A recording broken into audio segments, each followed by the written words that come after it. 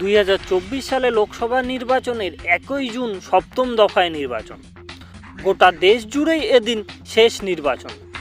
পশ্চিমবঙ্গে যে 9টি জেলায় ভোট হবে সেগুলি হলো দমদম, বারাসাত, জয়নগর, বসিরহাট, ডায়মন্ড হারবার, উত্তর কলকাতা ও দক্ষিণ কলকাতা এবং যাদবপুর। নমস্কার বন্ধুরা, বিএম নিউজ চ্যানেলে আপনাদের সকলকে স্বাগত জানাই। এই ভিডিওর মাধ্যমে আমরা যে বিষয়গুলিকে কভার করব সেগুলি হলো কোন কোন প্রার্থী কোন কোন জেলা থেকে লড়ছে এবং তারা জিতবে কি হারবে সে নিয়ে আমাদের সমীকরণ কি বলছে সে বিষয়ে আলোচনা করব। তার আগে একটি গুরুত্বপূর্ণ ঘোষণা, আপনি ভিভো T2X 5G মোবাইল ফ্রিতে পেতে পারেন। এর জন্য আপনাকে 1 টাকাও খরচ করতে হবে না। কিভাবে পাবেন ভিভো মোবাইলটি সব জানাবো, ভিডিওটি শেষ পর্যন্ত দেখবেন। তো বন্ধুরা, 2024 সালের লোকসভা নির্বাচনে একটি গুরুত্বপূর্ণ আসন হলো যাদবপুর লোকসভা আসন। 2019 সালে এখানে তৃণমূল প্রার্থী মিমি চক্রবর্তী 6,88,472 ভোটে জয়লাভ করেন, কিন্তু এবার তৃণমূল তাকে প্রার্থী করেনি। 2024 সালে যাদবপুরে তৃণমূলের প্রার্থী হলেন সায়নী ঘোষ। অপরদিকে তার প্রতিদ্বন্দ্বিতায় রয়েছে বিজেপি প্রার্থী অনির্বাণ গাঙ্গুলি। কি বলছে আমাদের সমীকরণ বলছে এবার তৃণমূলের প্রার্থী সায়নী ঘোষ যাদবপুর থেকে জয়ী হবে। 2024 সালে আরেকটি গুরুত্বপূর্ণ লোকসভা নির্বাচন হলো বারাসাত লোকসভা নির্বাচন। 2019 সালে এখানে ডক্টর কাকলি ঘোষ দস্তিদার 6,48,444 ভোটে জয়লাভ করেন। 2024 সালে বারাসাতের তৃণমূল প্রার্থী আবারও সেই কাকলি ঘোষ দস্তিদার। তার প্রতিদ্বন্দ্বিতায় রয়েছে বিজেপি প্রার্থী স্বপন মজুমদার। 2024 সালে বারাসাত লোকসভায় আমাদের সমীকরণ বলছে এবার সম্ভাব্য জয়ী বিজেপি প্রার্থী স্বপন মজুমদার হতে পারে। 2024 সালের আরেকটি গুরুত্বপূর্ণ লোকসভা আসন হলো বসিরহাট লোকসভা আসন।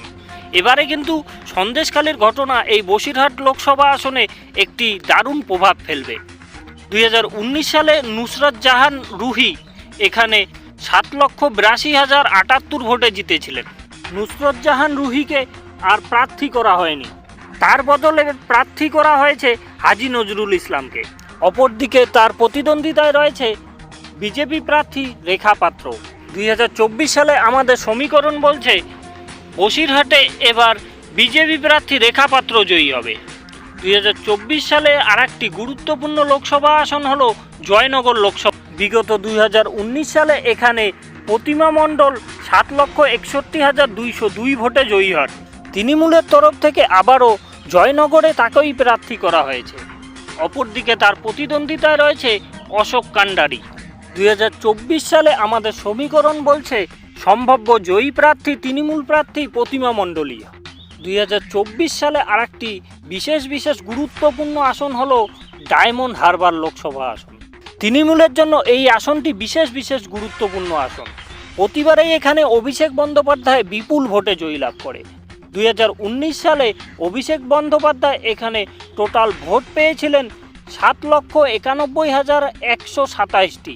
অপরদিকে তার প্রতিদ্বন্দ্বিতায় ছিল নীলরঞ্জন রায়, তিনি ভোট পেয়েছেন 4,70,533টি। 2024 সালে তৃণমূলের সাধারণ সম্পাদক আবারও এই সিট থেকেই লড়ছেন।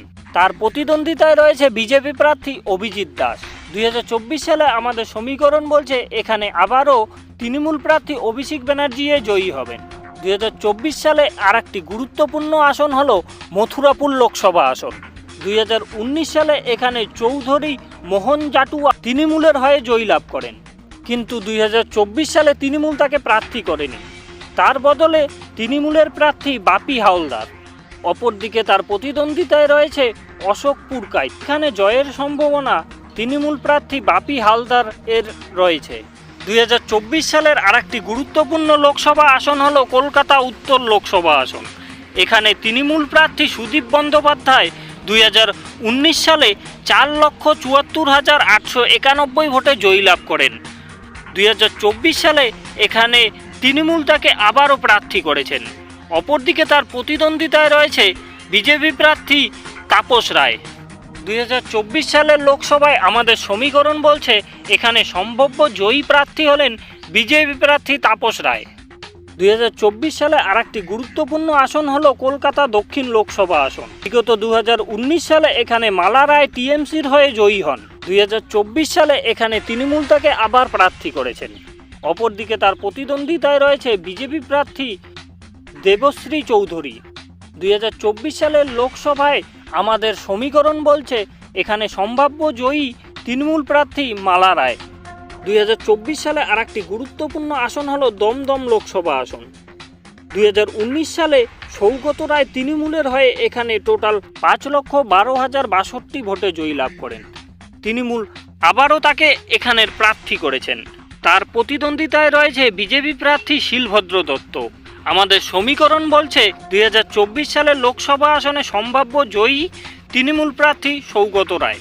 তো বন্ধুরা, ভিভো T2X 5G মোবাইলটি পাওয়ার জন্য আপনাকে ভিডিওটিতে একটি লাইক করতে হবে এবং চ্যানেলটিতে নতুন হয়ে থাকলে চ্যানেলটিকে অবশ্যই সাবস্ক্রাইব করবেন। আর সবথেকে গুরুত্বপূর্ণ, যে 9টি লোকসভা আসনের কথা আমরা বললাম সেই আসনগুলিতে কে কোথায় জিতবে এটি আমাদের কমেন্ট বক্সে জানাতে হবে। আপনাদের ধারণা যদি 9টির মধ্যে 7টিও ঠিক হয় তো আপনি পেয়ে যাবেন এই ভিভো T2X 5G মোবাইলটি। বন্ধুরা, লাইক কমেন্ট করতে টাকা লাগে না, একবার করেই দেখুন। যদি জিতে যান, আমাদের টার্গেট 10,000 লাইক কমেন্ট, তাই ভিডিওটি অবশ্যই শেয়ার করবেন।